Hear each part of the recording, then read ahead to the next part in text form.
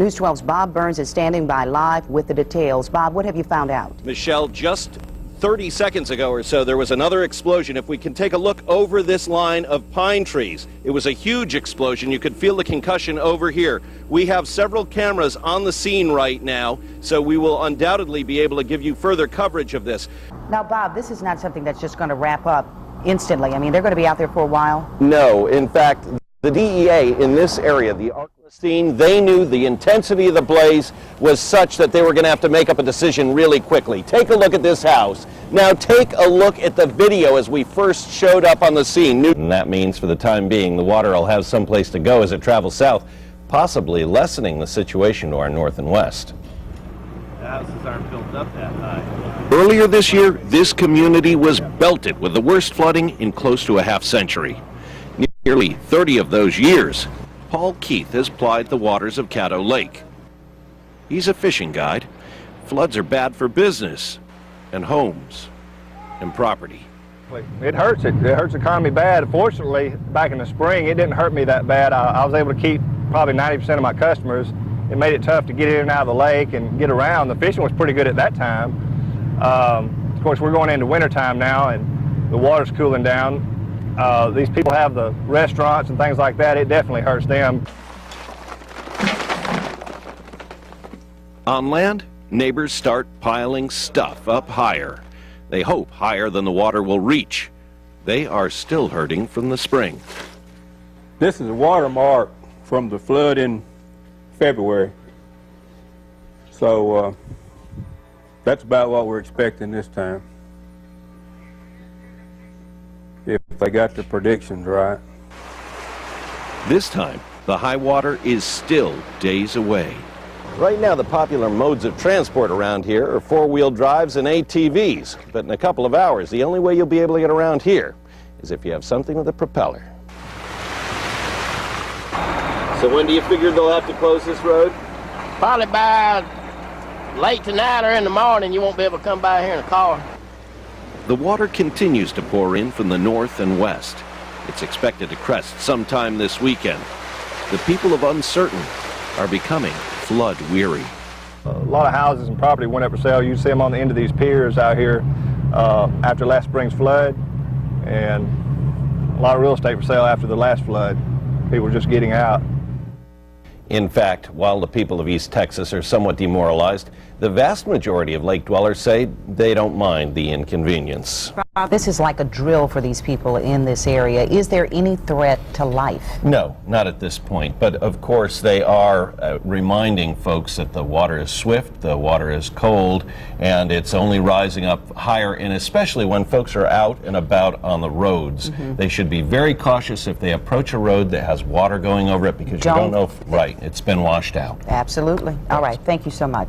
News 12's Bob Burns joins us from the newsroom with a story of a man from Shreveport who, Bob, I understand, is standing up to be counted. Yes, indeed he is, Carl. Most new recruits to the military are 18, 19, 20 years old, but the events of September so enraged so many people that they've been lining up at the recruiter's office, and they've had to turn them away because a lot of the guys are a little bit older, but there was one fellow from Shreveport who just simply wouldn't back down.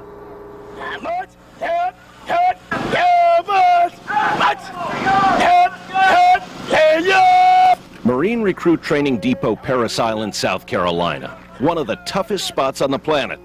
Master Sergeant Ron Bowman says it's never been more popular. We have been getting an influx of individuals 25 to the 29 age range. That seems a little long in the tooth. Are many of them getting in? No, sir. They're not meeting up to the qualifications or the standards, but they're definitely coming in with their patriotism. So. But to every rule, there's an exception. And tucked amid the photo wall of teenagers is the picture of 29-year-old Roderick Starks, a man on a mission to defend his country. Roderick Starks is representative of thousands of unconventional recruits who have gone into the military since September 11th, representing a sea change America has towards its military members. Starks' father, Washington, runs the most American of restaurants, barbecue. Like any other New Year, he's preparing for the celebration, greens and hog jowls and all the fixins. But unlike any other year, a flag's in the window, and his son is somewhere far away. In fact, I got a letter he wrote a letter to the company on Saturday. This week, the letters from Parris Island. In the coming year, it could be from somewhere even farther away. Do you think that America is safer today because your son went in the... Yes. America is safer today and going to be safer in the future because of Roderick. And thanks to thousands of other new recruits. As a matter of fact, Mr. Starks hopes no matter how you celebrate this evening's events, that everyone out in the community will either toast his son or say a prayer for his son and all the others who have joined him. Bob, when's Roderick scheduled to graduate Parris Island? Well, of course, he's still a recruit in training, as it were, so he's only been there about 3 weeks, going through the hardest stuff right about now. It should be about March when the entire Starks family say they'll load up in the van and take a journey east. Well, I'll tell you what, as we discussed earlier, certainly no summer camp what he's going through right now, and it's going to take a lot of diligence. Certainly to be applauded for his effort. God bless him. Semper Fi. Thanks, Semper Fi. Bob. News 12's Bob Burns joins us now from LSU Hospital with the latest. Bob, what do you know? Michelle, right now investigators are tight-lipped. One of their own, Officer Terry Pentalion, was involved in a chase this afternoon. Gunfire ensued and Pentalion was hit. And one way or the other, so was the other guy. Now, Pentalion is expected to mend soon. However, this investigation is still far from over. Detectives scrambled to make the best of failing daylight. Here's the scene as the State Patrol describes it. 2:18 Monday afternoon, a man gets pulled over in the nearby town of Fisher. The officer approaches a truck. The driver pulls a gun and hits Pentalion in the arm. Then a chase ending here.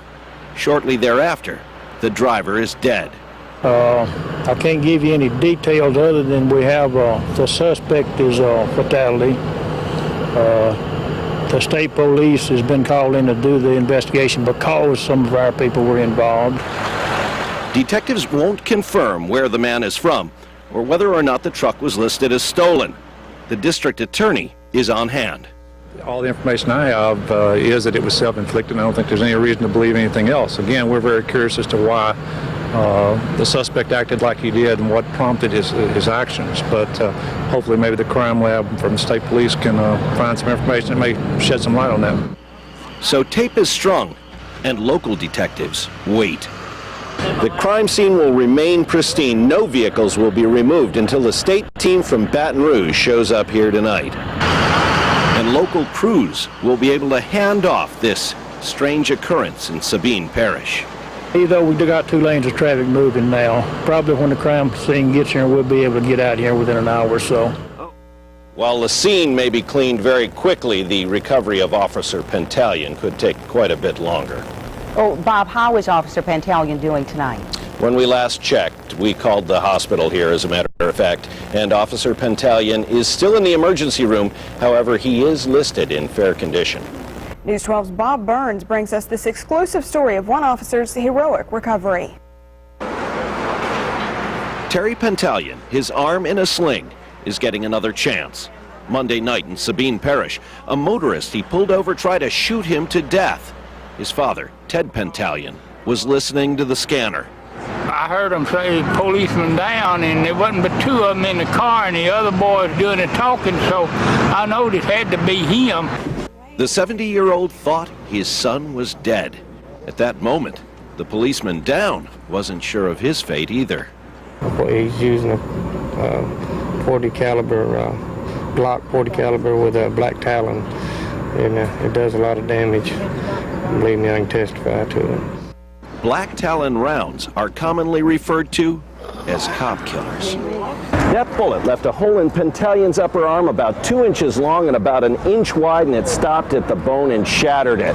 They say if he hadn't pivoted his body when the round hit, it would have ripped his chest open. And you don't get no second chance on that, you know. He hit you in the right place, that's all. But Pentalion is getting a second chance. His physical wounds are expected to take close to a half year to fully heal. Will you ever be able to figure out what happened last Monday?